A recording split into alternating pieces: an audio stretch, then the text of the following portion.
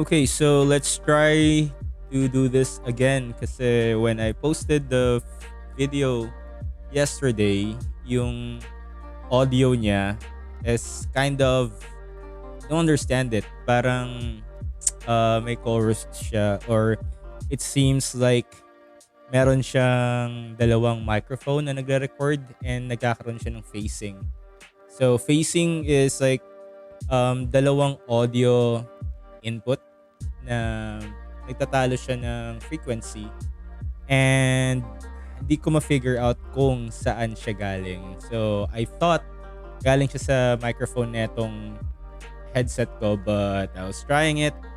Wala namang audio na lumalabas. So it's just my microphone. But still couldn't figure out bakit ganun yung audio niya. So in this video, I'm gonna test kung meron pa rin siyang phasing na nangyayari because you can have the best quality video na pwede mong i-put out.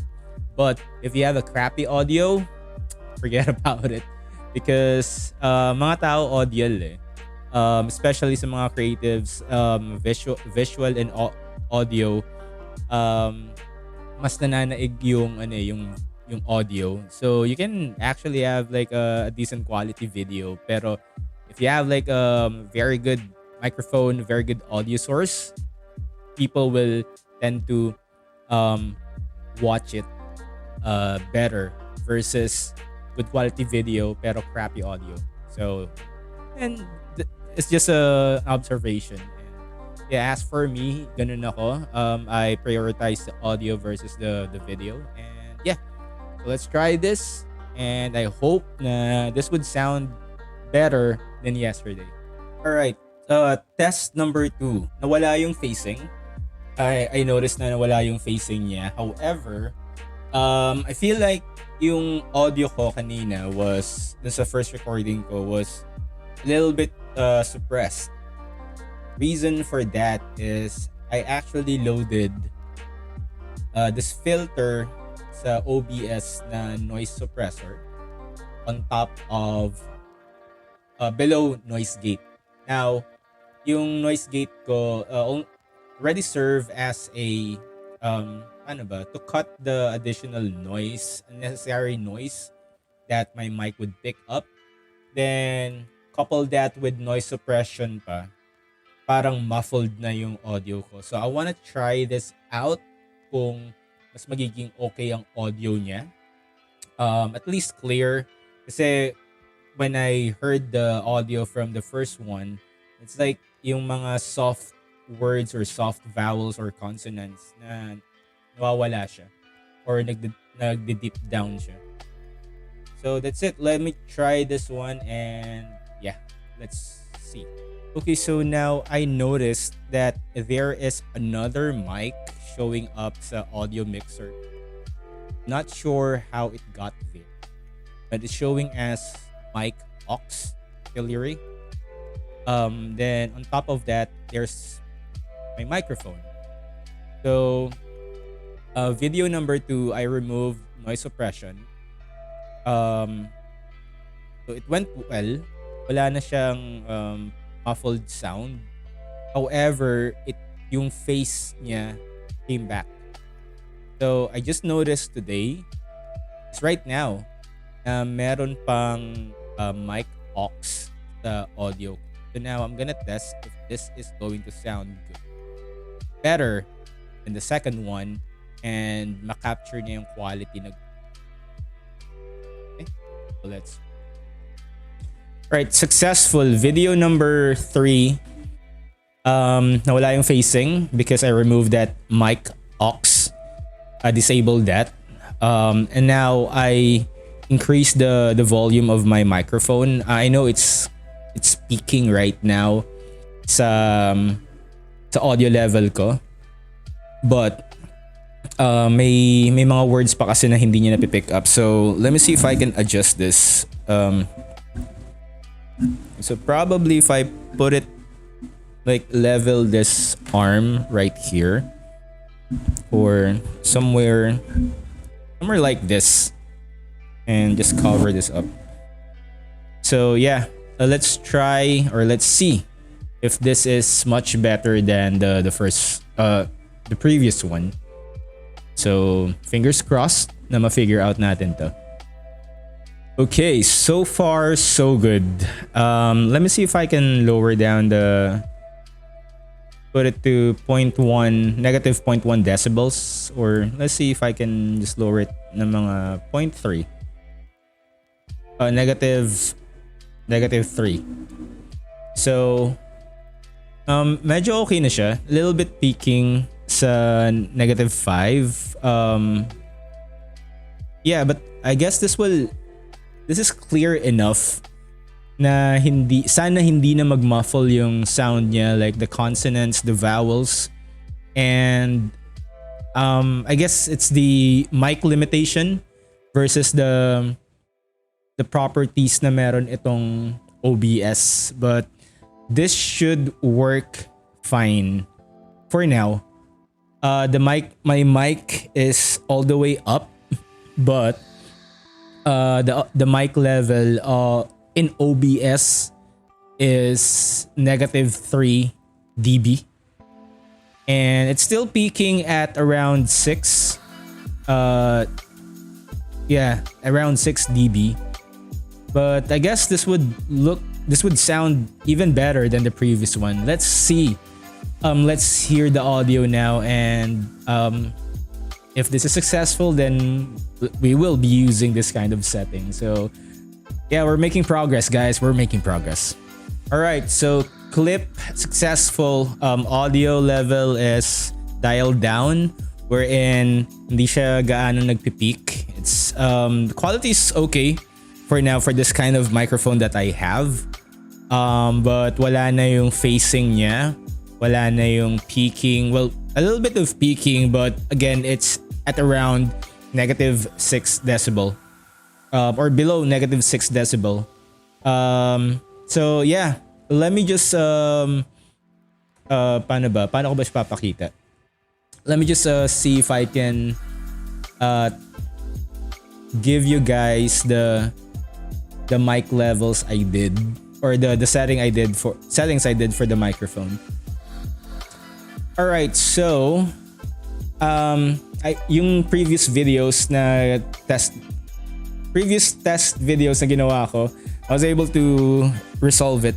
So let's go back dun sa mga previous clips na ginawa ko. When I posted the video yesterday, I noticed that the audio was a little bit, well, it was kind of phased out. Like it's phasing, meaning there's like parang dalawang audio source na naglalaban yung frequency niya. So I wasn't comfortable with that. I feel like may dalawang source ng microphone, and I was able to figure that out today or earlier sa mga test ko na there's a mic/aux na naka-activate sa OBS. Sa OBS ko, and I had to turn that off. So you're hearing a much better quality microphone now. And then for the camera setting, it's still the same, but yesterday I was at 30 FPS, and I set my OBS to record at 30 FPS. And then napansin ko sa Facebook video, nagkakaroon siya ng interlacing, yung parang line. I don't know why. So I guess when I edited the video sa Resolve, hindi ko na dial in yung proper FPS niya, yung output niya when I rendered it. So that's another thing and that's another variable for when I got that problem. So right now I dialed my camera to, why is it recording at 60 FPS? I don't know. No, it's recording at 60.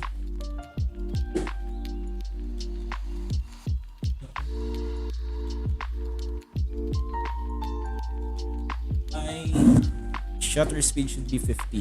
I need to fix this camera. Yeah, so there you go.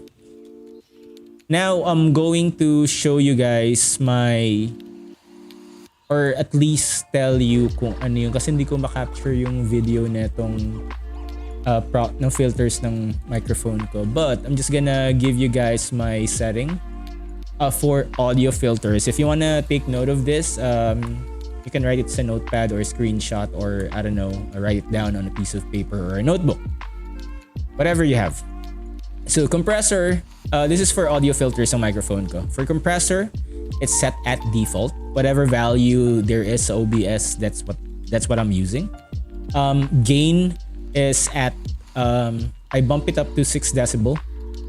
Limiter, I bump it up to -3 decibel. I guess the default is -6, but I bump it up to -3. Then I have a default value for the noise gate. Okay, 50% of this filters naka-default lang, and other half is a little bit tweaked. So again, yung naka-tweak lang dito is gain at +6 decibel and limiter at -3 decibel. So that's for my audio or microphone. Now let's go to my camera. My camera is Canon 800D. This is just an entry-level camera, but actually this is the camera that I use for lots of many professional shoots that I did. So yeah, right now it's serving as my webcam, and it has the kit lens, the 18-55 f4 to 5.6 lens. Shooting at 23.976 FPS or 24 FPS para mas mabilis maintindihan. And my shutter speed is at 50. Aperture is f4. ISO is 800. So there you go. Why 800? It's because I need to compensate the brightness of yung brightness na kayang pumasok sa lens ko. And I guess yung default value na pwedeng gamitin na hindi ganun ka noisy na output is at 800. So and then I'm using this light Godox SL60. Right now it's at 75% power. So ayan. Now let's go to my filters sa Canon 800D ko using OBS. Now just want to let you guys know na I have a lot on this video output, and it's called Mondo Bytes. I got it from this YouTuber Armando Ferreira. I believe I downloaded this lot last year, and it was just a spur of the moment na naghanap lang ako ng lot, and luckily Armando posted a free lot that he uses sa YouTube niya. So I downloaded it.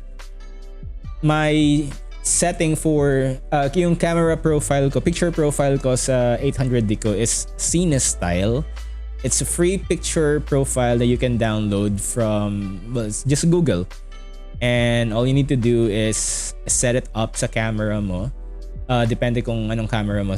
I'm using Canon, so I have the Canon utility. That's where I added the LUT. And if I don't have the LUT, it will look like this. So it's quite a flat profile. Yeah. So with the LUT added, so at maximum setting, that's what you are seeing. So again, it's called Mondo Bytes. That's a lot that I'm using. So moving on to color correction. Color correction, there's only one parameter that I changed, and that's saturation. So if you put the saturation to default, like 0, yeah, so it would look like that, a little bit na medyo orangey siya para sa taste ko. So I dialed it down to negative 0.10 because mas comfortable ako dun. So, again, these settings that I'm telling you guys, hindi naman siya yung parang dapat ito yung gawin nyo or dapat ganito lang. Like, this is just more of preference. This is my preference. Ito yung feel ko. So that's, I'm just showing it to you guys so that if you have like, if you have a setting that you want to apply, then feel free to do so. This is just my preferred setting. Again, for color correction, it's just negative 0.10. That's it. Sharpness. For this camera and with this kit lens sa OBS, I found that the camera and lens combination is not that sharp. So if I dial it down or put it at default, you would get this soft output. So there you go. Para siyang may mist filter. So what I'm using is a sharpness of 0.12. So yeah, ito yung output niya, 0.12. I could bump it up to 15, but I feel like it's too sharp for my taste. So yeah, a little bit of softness. So 0.12. 0.12 is good enough for me. Again, this is just my preference. And you can use whatever setting that you have that you want for your camera, or especially if you're streaming sa OBS or using it or recording it sa OBS. So that's pretty much it. That's what I have for you guys. If you have any questions, if you have like especially suggestions, here's a question na lang. How do you utilize your OBS when you stream? What camera are you using? What lens are you using? What lights are you using? And even the microphone.